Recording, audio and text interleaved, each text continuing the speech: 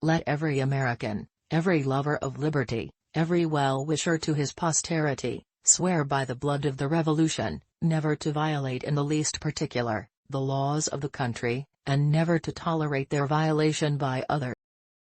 I claim not to have controlled events, but confess plainly that events have controlled me. I know not how to aid you, save in the assurance of one of mature age, and much severe experience, that you cannot fail, if you resolutely determine, that you will not. I have not permitted myself, gentlemen, to conclude that I am the best man in the country, but I am reminded, in this connection, of a story of an old Dutch farmer who remarked to a companion once that it was not best to swap horses while crossing us. I have stepped out upon this platform that I may see you and that you may see me, and in the arrangement I have the best of the bargain. The demon of intemperance ever seems to have delighted in sucking the blood of genius and of generosity. This is a world of compensations, and he who would be no slave, must consent to have no slave. Those who deny freedom to others, deserve it not for themselves, and, under a just God, cannot long retain it. As I would not be a slave, so I would not be a master. This expresses my idea of democracy. In giving freedom to the slave, we assure freedom to the free, honorable alike in what we give, and what we preserve. We shall nobly save, or meanly lose, the last best hope of earth. You think slavery is right and should be extended, while we think slavery is wrong and ought to be restricted. That I suppose is the rub.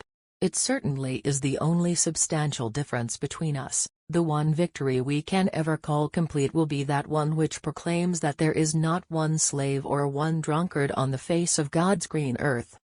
All I ask for the Negro is that if you do not like him, let him alone. If God gave him but little, that little let him enjoy.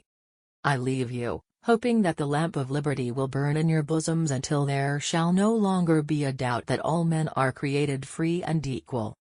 No man is good enough to govern another man, without that other's consent. I say this is the leading principle, the sheet anchor of American republicanism. No man is good enough to govern another man, without that other's consent. I say this is the leading principle, the sheet anchor of American republicanism. In regard to this great book, I have but to say, it is the best gift God has given to man. All the good the Savior gave to the world was communicated through this book. I care not for a man's religion whose dog and cat are not the better for it. Let us have faith that right makes might, and in that faith, let us, to the end, dare to.